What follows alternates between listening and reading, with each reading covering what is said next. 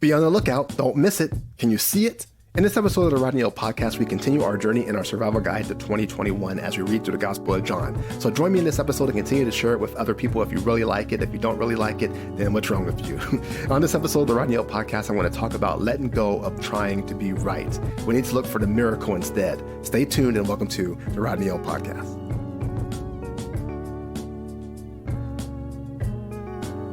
You know, one of the movies that I really love, it's one of my favorite movies that I can watch over and over again and never get tired of, is Crimson Tide. And I am not, getting paid or sponsored by them by any means, but I really do love the movie Crimson Tide. And for those of you who have not seen it or don't know what I'm talking about, you want to make sure that you go ahead and watch it, because I can tell you it's really a great movie. Gene Hackman, Denzel Washington, it's just a classic that I really love. Filmed and made in 1995, and so really, this is really just a movie about my topic today, about being right. And so this is after the Cold War. There's a Russian republic with nuclear warheads, and so it becomes a worldwide threat. And so, they send a U.S. submarine out there, and the captain, Ramsey, played by Gene Hackman, goes out there and he brings the lieutenant commander along, Hunter, who's played by Denzel Washington, kind of a new breed, new guy, coming aboard, second in command. And so they're going out there, and so you have these two different ideologies of guys, right? Gene Hackman is an old school, mean, there's a fire in the kitchen, so let's go ahead and run a drill while everybody's frantic. That's the best time to run a drill. Well, Denzel is more of a philosophical guy who, they make a comment like, Denzel says, Gene Hackman says, hey, Denzel, they want you to understand the orders. I just follow them. So, two different guys, two different breeds of guys. And so the premise is, at the time, apparently, if you're going to fire warheads, you had a message that came that had to be authenticated. And the message would come, you authenticate it, and if it's true, you follow the orders. So the message came that said to arm your nukes and fire them. And so the panic is like, oh my gosh, we're at nuclear war, right? And so they're doing that. And in the process of doing that, another Russian submarine's down in the water. They get into a little battle and a little fight. And then during this battle and this fight, another message comes in. They want to get the message, and it's fragmented, right? The whole message doesn't come across. What do you do at this point? So Gene Hackman says, look, we got one message. It says to fire. We all know the other one says it's a message fragment, so we're going to follow orders. And Denzel's like, hey, our whole total order system could have changed. The whole package could have changed. We got to wait. We got to try to get those orders, right? And Denzel's argument is there's other submarines out there. There's redundancy. So if we don't fire, they can get somebody else. And, so there's this argument. And so it starts a whole mutiny on board the submarine. And so I probably should have said spoiler alert in the beginning, but if you haven't noticed by now, I'm telling the whole story. So anyway, they get into this whole thing where half the crew is following Denzel and the other half is following Gene Hackman. And so as they're on this submarine, Denzel removes Gene Hackman from active duty, from command, right? He takes over command and says, I reject your authority because you won't follow protocol, which is both the executive officer, which is Denzel, and the captain have to agree on the orders before they can be followed. And they did not agree. So Gene Hackman's like, hey, I'm the captain. I'll remove you, Denzel. And Denzel said, you can't do that. Like, that's not the proper way to do it. And if you continue to try and do something that you can't do, I'll remove you because I can, because you're doing something you're not supposed to do. And so anyway, they remove Gene Hackman from duty. So half the crew is upset. They get Gene Hackman out. You start this mutiny aboard the submarine, right? So in the end, and here's the real spoiler, if you don't want to know the end, then fast forward. But the end of this story basically is that they finally agree. Gene Hackman agrees to give Denzel some time. They get the message, and the message says that we are not at war to stop your nuclear warheads. Now, in this example, Denzel was right? And that's what the Navy had said when they went to a hearing because a mutiny started, right? And they said, you're ultimately right, but you guys caused a mess aboard a nuclear submarine where there's a mutiny. This is crazy, right? So what is the bigger picture there? Because Denzel proved to be right, but it costs what? A mutiny aboard the submarine. But it also prevented a nuclear war, right? So was the cost of being right better than the cost of letting him fire the nuclear warheads? My whole thing is this. I think that there was a different way those two men could have came about the decision, right? And it is the bigger picture because in this scenario, this was a movie, but this scenario could have been prevented by getting to know each other, by getting to talk it over, right? And so this podcast is all about the whole thing about trying to be right. What does it prove? What do you do? And what do you miss out on if you try to be right all the time? So stay tuned. Hope you enjoy it. Welcome to the Rodney O Podcast.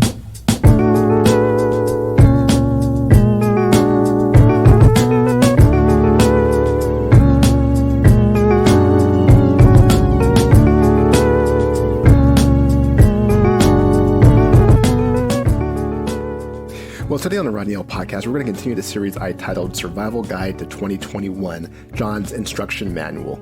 And so today I titled the topic as Miracle is Greater Than Trying to Be Right. And so I'll be teaching each week as we go through the Gospel of John, which is not to be confused with the books of John, John 1, 2, and 3. And today we're going to go through and read through John chapter 5, verses 1 through 15. And so my hope is that those of you who are unfamiliar with the Bible can get a good intro into it. And I believe the Gospel of John is a really good start into this. And so those who maybe are more proficient in the Bible and are listening to this, you can probably get like a refresher, a review, and hopefully if you like it, you'll pass it on to other people so that they may hear it. And so the reason I wanted to do this, and I say this every single time, but I just want to just recap and just let people know, the reason why I do this is because it's 2021. And the crisis from 2020 just seems to continue, right? COVID. We're still in the midst of this thing, right? We have racial tension, which was, more so in 2020 than it has been so far in 2021. But one thing that has increased is the political fighting and stuff with the White House and all of this stuff. That continues to go on. And then last summer we had the fires. And there's other things that are going on right now, which is why I felt that with all of this going on, I just want to give kind of a bright side, kind of like something that is just good news, right? And there is good news, and we all play a part of that, and we all need to play a part of that. And so getting into this, I was just thinking about this topic, and today in today's society, more than ever, we are just conditioned to be right. When we think about what happened at the Capitol a couple weeks ago, we see that it starts from politics and wanting to be right. No pun intended. And this isn't me bashing one side, because the other side as well does its fair share of trying to be right and doing this. And this is why I despise political parties. I just don't like the political parties at all. I don't like politics at all. And more often than that, we have this culture that just kind of fights and argues over position. Disagreements can't just stop. They always happen, right? And we don't allow it to. I mean, it's like we can't have a disagreement anymore. And I'll admit, I kind of suffer from this as well. The need and the want to be correct, to be right. And it's, that need sometimes outweighs everything else that we do. Someone who has a different view from me makes me want to convince them otherwise, or at least see my point. And when we do, we simply just let things be as they may and simply disagree, or we don't, to disagree, right? And when we have this desire to be right or to prove a point, we often miss out on a lot of things. We miss out on life. And all life becomes to us is a debate. And all life becomes is an angry conversation, angry confrontations, right? This whole Karen epidemic. And I don't know, is Ken the male equivalent? I never really knew. Somebody sent me a message, let me know. But this caring epidemic where there is someone who constantly is fighting and arguing over something that isn't really that important or that matters that much. What really matters is people. And we need to get back to the whole thing about loving our neighbor, to understanding each other, to tolerating. And yes, I said to tolerate. And I know this is a word that a lot of Christians hate because I think a lot of Christians misunderstand what it means when you say to have, to tolerate things and to tolerate each other. But when we do, not love our neighbor, or we don't understand how to tolerate each other, we miss out on a lot. I mean, why is it so important to be right? I mean, why do we fight so hard for this? And I believe it has to do with morality. We somehow tied our points of view as a moral code. If you look at our history, we see that being on the wrong side of an issue can be costly and look bad. Civil War, segregation, civil rights, that whole thing are just examples of how a lot of people felt they were right at the time and were fighting for that. They felt strongly about them. And looking back, we can see the harm and damage that it caused. And most will agree it was something that should have never happened. So in our current day, we get so worked up and we feel so strongly about something that we argue to the point of our detriment. And social media and the pace of information has something to do with this as well. We get bold online, right? We get bold texting people, tweets, Facebook posts, snaps, whatever you may whatever you use. We get so used to that. And it's easy to use and it's easy to get our opinions and points of view out there because it often goes to a faceless audience, right? It just goes out there to our followers and to the masses to be out there and just kind of stir people up. We don't know many of the people who respond or interact with our opinions, or we have a very superficial relationship with them. And so because of that, we're saying these things and we're putting this out there and we're getting these arguments because we don't invest in getting to know other people. So it becomes so easy to just argue and banter back and forth. And we do it with a passion. And this emphasizes our need to argue and to be right. You see, when all we do is try to be right, we miss out on something bigger. And you may ask, what are we missing out on? What are we missing out on when we focus on trying to be right? Well, you see, we have this creator that focuses in on us. His love for us is so great that it supersedes the need to be right. You see, we let him down over and over and over again, day after day, year after year, by doing things we aren't supposed to do and by not living up to the standard of being perfectly good. That's his standard. That's what he is. And so he would be right in separating us from him forever, or punishing us for ruining his creation, for doing these things, for making the world bad. But however, he overlooks that and he sees the bigger picture. The bigger picture of living with him and living in community forever. We each can do our part in bringing the world back to good. See, when we do this and in this, we will find miracles. We'll find them. Joy, we'll find peace, we'll find happiness, we'll find fulfillment. God doesn't seek to show us he's right. He desires to show us his love, and we need to do the same. Let's look at the reading for today, and we can see what I mean. We're now currently on John chapter 5, and we're going to read verses 1 through 15. It says this: sometime later, Jesus went up to Jerusalem for one of the Jewish festivals.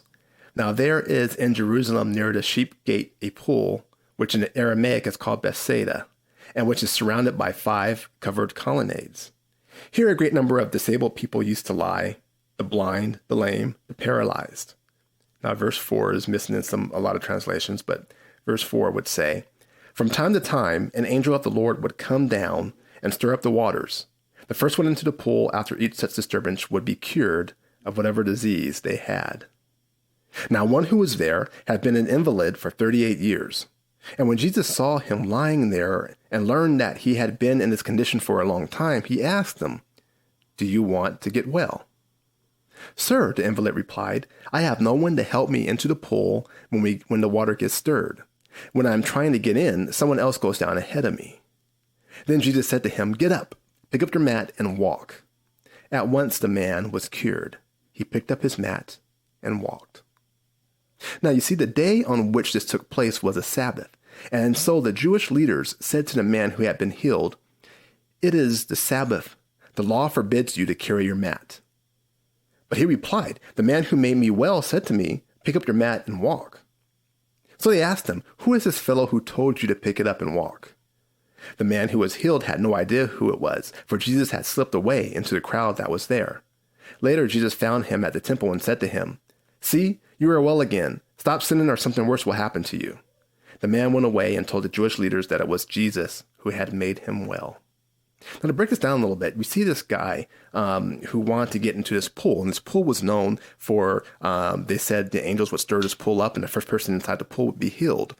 And so he hung around and wanted to get in there. But, being an invalid, which, most likely he couldn't walk and he couldn't get in without help. And so somebody else would just get in there before he could crawl or whatever he needed to do to get in the water. And so he would try day after day, but he just couldn't do it, right? And so Jesus sees him and says, "You want to get well?" And he said, "Yes." And the guy was sitting there, first said, not trying to be down in the circumstances, said, "Well, nobody's around to help me in the pool." But he just said, "Hey, get up and walk." And so if you imagine, this man is suddenly cured. The last thing he's going to think about is, "I'm not going to carry my mat. This man just healed me and he's saying, 'Take my mat and walk away.' I'm going to do that because I couldn't walk before." And that is the big thing. That is amazing. But what's going on here is on the Sabbath, you're not supposed to do any work, right? They were very strict about the rules on the Sabbath.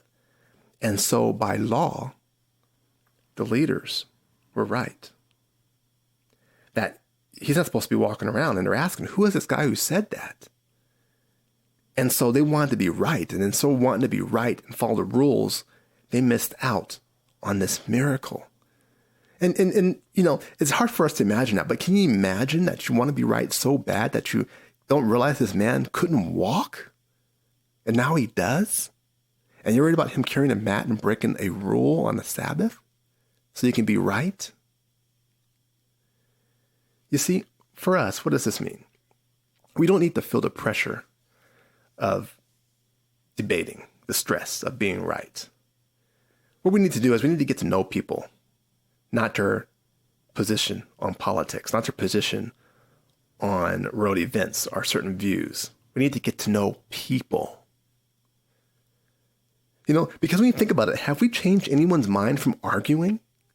Has anybody said all of a sudden, like, "Oh, that, you made a good point. I'm going to go ahead and switch political parties"?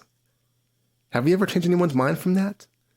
We usually change minds from, from relationships. And I mean, all kinds of relationships, from friendships, from community, from getting to know one another.